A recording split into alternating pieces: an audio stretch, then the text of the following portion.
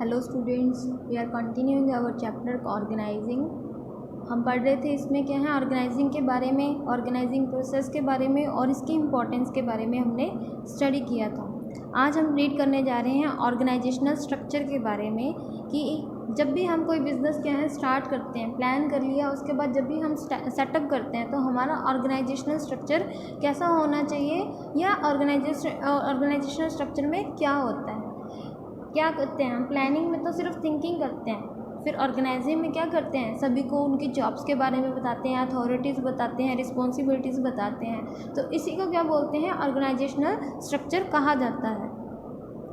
Organisational structure can be defined as network of job position, responsibilities and authority at different levels, या फिर it is as a framework within which managerial and operational task are performed, कि एक ऐसा framework, एक ऐसा setup जिसके अंदर क्या है, मैनेजरियल और ऑपरेशनल जो टास्क हैं वो परफॉर्म किए जाते हैं, उसको क्या बोलते हैं, हम ऑर्गेनाइजेशनल स्ट्रक्चर कहते हैं। It specifies the relation between people, work and resources. ये क्या है, हमें ऑर्गेनाइजेशनल स्ट्रक्चर होता है जो हमारा वो क्या है, लोगों के बीच में, हमारे काम के बीच में और रिसोर्सेज के बीच में क्या है, रिलेशंस क्रिएट करता है। और स्पैन ऑफ मैनेजमेंट है वो क्या है, शेप टू ऑर्गेनाइजेशनल स्ट्रक्चर, वो क्या है, ऑर्गेनाइजेशनल स्ट्रक्चर को शेप देता है। स्पैन ऑफ मैनेजमेंट का मतलब कि एक मैनेजर के अंडर कितने वर्कर्स, एम्प्लॉयज़ काम करेंगे, उसको क्या बोलेंगे, स्पैन ऑफ मैनेजमेंट कहा जाएगा। ठीक है, अब देखो span of management means how many employees और subordinates can be effectively manage by one manager और how many subordinates are under one superior, कि एक सुपीरियर के अंदर कितने सबॉर्डिनेट्स हैं या एक मैनेजर कितने एम्प्लॉयज़ को अच्छे से हैंडल कर सकता है, उसको क्या बोलते हैं, स्पैन ऑफ मैनेजमेंट। अब जो ये स्पैन ऑफ मैनेजमेंट है ये किस पे डिपेंड करता है, capacity and intelligence level of managers, कि ये क्या है, मैनेजर्स की इंटेलिजेंस से और कैपेसिटी पे डिपेंड करता है कि वो कितने एम्प्लॉयज़ को एक टाइम में हैंडल कर सकते हैं। कि अगर जो हमारा मैनेजर है वो मोर कैपेबल है या फिर इंटेलिजेंट है तो उसका स्पैन ऑफ मैनेजमेंट क्या है, लार्ज हो सकता है। The trust of managers in their employees, कि अगर एक मैनेजर जिसका क्या है अपने एम्प्लॉयज़ पे बहुत ज़्यादा ट्रस्ट या फेथ है तो उसका भी स्पैन ऑफ मैनेजमेंट लार्ज हो सकता है। द एम्प्लॉयज़ इंटेलिजेंस लेवल, कि अगर जो हमारे एम्प्लॉयज़ हैं वो ट्रेंड और प्रोफेशनल हैं तो भी हम क्या है, लार्ज स्पैन ऑफ मैनेजमेंट कर सकते हैं। बट अगर क्या है, जो हमारे एम्प्लॉयज़ वो अनस्किल्ड हैं, ठीक है, उनको नॉलेज नहीं है, तो हमें स्पैन ऑफ मैनेजमेंट क्या है, हम छोटा रखेंगे, क्योंकि जो अनस्किल्ड पर्सन्स होते हैं उनको हायर ट्रेनिंग की ज़रूरत होती है, टाइम टू टाइम गाइड करने की ज़रूरत होती है। आगे nature of job, nature of job पे भी डिपेंड करता है कि अगर हमारी रूटीन जॉब है तो क्या है, लार्ज स्पैन हो सकता है, बट अगर स्पेशलाइज्ड जॉब है कोई हमारी या चैलेंजिंग जॉब है तो स्मॉल स्पैन ऑफ मैनेजमेंट ही उसके लिए सही रहता है। ठीक है, after deciding the span a scalar chain is developed of all the superior and subordinate, कि जब हमें स्पैन ऑफ मैनेजमेंट डिसाइड हो गया कि कौन किसके अंडर काम कर रहा है या एक मैनेजर के अंडर कितने सबॉर्डिनेट्स काम कर रहे हैं, तो क्या है, एक स्केलर चेन बन जाएगी कौन किसको रिस्पॉन्सिबल है। आगे देखो इम्पोर्टेंस ऑफ ऑर्गेनाइजेशनल स्ट्रक्चर्स, क्या क्या इसकी इम्पोर्टेंस है। जो स्ट्रक्चर होता है हमारा ये प्रॉपरली हमें बताता है कि हमारे बिजनेस में हमें क्या क्या ऑपरेशंस करने हैं and ensures better flow of communication, और जो कम्युनिकेशन सिस्टम है वो भी हमारा सिस्टमेटिकली चलता है। A clear structure makes it easy to check the responsibility of each part of business, कि अगर हमारा ऑर्गेनाइजेशनल स्ट्रक्चर अच्छा होगा तो इससे क्या है, हम इजीली चेकआउट कर सकेंगे हमारा जो भी रिस्पॉन्सिबिलिटी साइकिल है उसको। A clear idea about the working style of an enterprise can be known from organizational structure, जितना ज़्यादा अच्छा ऑर्गेनाइजेशनल स्ट्रक्चर होगा यानी कि उस ऑर्गेनाइजेशन की वर्किंग भी उतनी ही अच्छी होगी। ऑर्गेनाइजेशनल स्ट्रक्चर अलाउ को relation and coordination among human, physical and financial resources, मतलब कि एक रिलेशन क्रिएट करता है लोगों के बीच में, रिसोर्सेज के बीच में और फाइनेंशियल रिसोर्सेज जो भी अवेलेबल है और काम के बीच में एक रिलेशन क्रिएट करता है हमारा ऑर्गेनाइजेशनल स्ट्रक्चर, यानी कि बताते हैं ना कि किस ह्यूमन बीइंग को कौन सा काम करना है और कौन से रिसोर्सेज का उसको यूटिलाइजेशन करना है। It clearly defines the levels of management and span of control under each level, कि कितने लेवल्स पे मैनेजमेंट वर्क कर रही है और हर लेवल के अंडर कितने आगे एम्प्लॉयज़ काम कर रहे हैं। आगे टाइप्स ऑफ ऑर्गेनाइजेशनल स्ट्रक्चर। देखो ऑर्गेनाइजेशनल स्ट्रक्चर दो टाइप के होते हैं, functional structure and divisional structure. Functional structure में क्या आएगा, एक काम के बेस पे ऑर्गेनाइजेशन को क्या है डिवाइड कर देना, आगे डिपार्टमेंट्स में बांट देना, उसको बोलेंगे functional structure.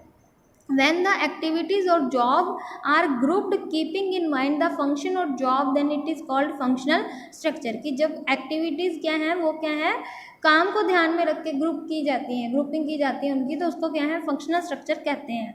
For example all the jobs related to production are grouped in production department.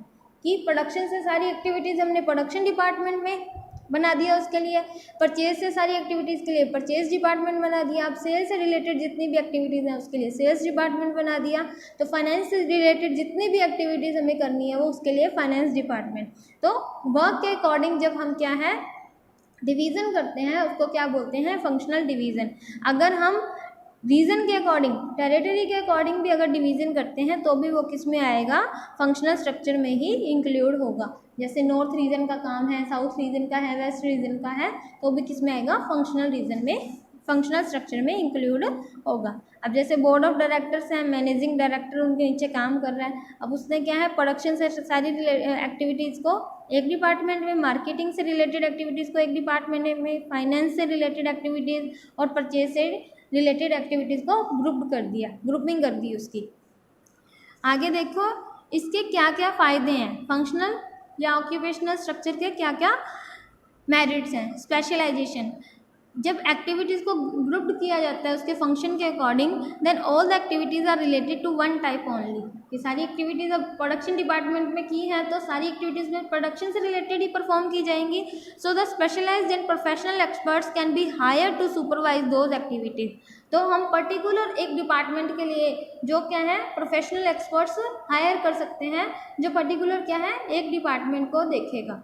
ठीक है, जैसे प्रोडक्शन डिपार्टमेंट के लिए जो प्रोडक्शन डिपार्टमेंट को अच्छे से उसमें प्रोफेशन हो, ठीक है, प्रोफेशनलाइज्ड हो, उसको अपॉइंट कर सकते हैं। परचेज डिपार्टमेंट के लिए अलग, सेल्स डिपार्टमेंट के लिए अलग। आगे easy supervision, the supervisor becomes familiar with the type of task to be perform because all task are related to one function only. क्योंकि सारे काम क्या हैं एक ही काम से क्या है रिलेटेड होते हैं, सारे जो भी टास्क होते हैं। As a result he can supervise and guide the employees who are performing those activities. कि वो वर्क को इजीली सुपरवाइज कर सकता है और एम्प्लॉयज़ को गाइड भी कर सकता है। आगे easy coordination, the departments formed in functional structure are interdependent. कि जो भी हम डिपार्टमेंट्स बनाते हैं वो इंटरडिपेंडेंट होते हैं। फॉर एग्जाम्पल कि परचेज डिपार्टमेंट डिपेंड करता है फाइनेंस डिपार्टमेंट पे, ठीक है, जब तक उसको फाइनेंस नहीं मिलेगा तब तक वो परचेजिंग नहीं कर पाएगा। प्रोडक्शन डिपार्टमेंट डिपेंड करता है परचेज डिपार्टमेंट पे, जब तक प्रोडक्शन डिपार्टमेंट को रॉ मटेरियल नहीं मिलेगा वो प्रोडक्शन नहीं कर पाएगा। और सेल्स डिपार्टमेंट डिपेंड करता है प्रोडक्शन डिपार्टमेंट पे, जब तक उसको क्या है प्रोडक्शन नहीं मिलेगा तो वो सेल क्या करेगा। तो इस तरीके से जो फंक्शनल स्ट्रक्चर है वो क्या है इन सारे डिपार्टमेंट्स में एक कोऑर्डिनेशन इस्टेब्लिश करता है। क्योंकि सबको पता है कि सारे डिपार्टमेंट्स क्या हैं एक दूसरे से इंटर कनेक्टेड हैं या इंटर रिलेटेड है। आगे it helps in increasing managerial efficiency. Managers of one department are performing same type of function again and again. कि जो मैनेजर्स होते हैं पर्टिकुलर डिपार्टमेंट के वो एक ही काम को बार बार करते रहते हैं, तो इसमें इसलिए क्या है वो स्पेशलाइज भी होते जाते हैं और उनकी एफिशिएंसी भी इंक्रीज होती जाती है। जब भी हम किसी काम को एक काम को बार बार रिपीट करते हैं तो उससे जो हमारी एफिशिएंसी लेवल है वो इंक्रीज होता चला जाता है। आगे effective training, it makes training of the employees more easy as they are trained in limited type of skill.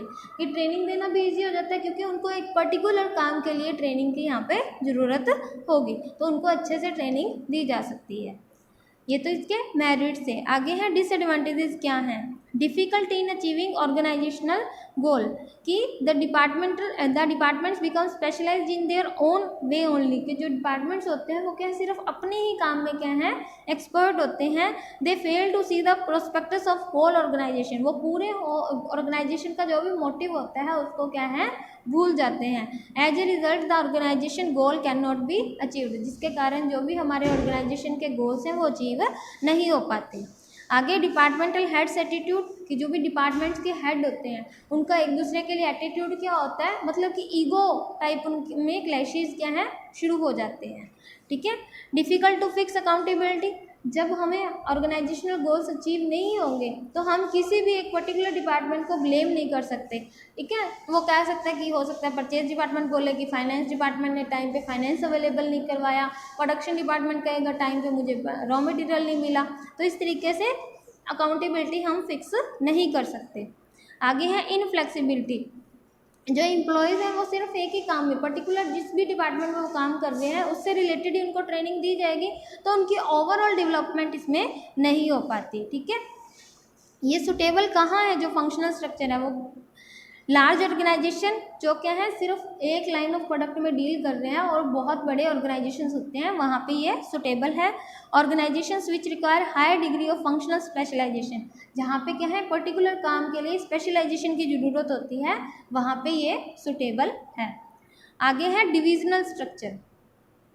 अब फंक्शनल स्ट्रक्चर में क्या है, एक काम के बेस पे क्या है डिवीज़न किए गई थी अलग अलग डिपार्टमेंट्स में। अब डिविजनल स्ट्रक्चर में क्या है, अगर हम नंबर ऑफ प्रोडक्ट्स क्या है मैन्युफैक्चर कर रहे हैं, तो हर जो प्रोडक्ट है ठीक है उसके लिए हम अलग अलग डिपार्टमेंट बना दें, उसको कहेंगे डिविजनल स्ट्रक्चर।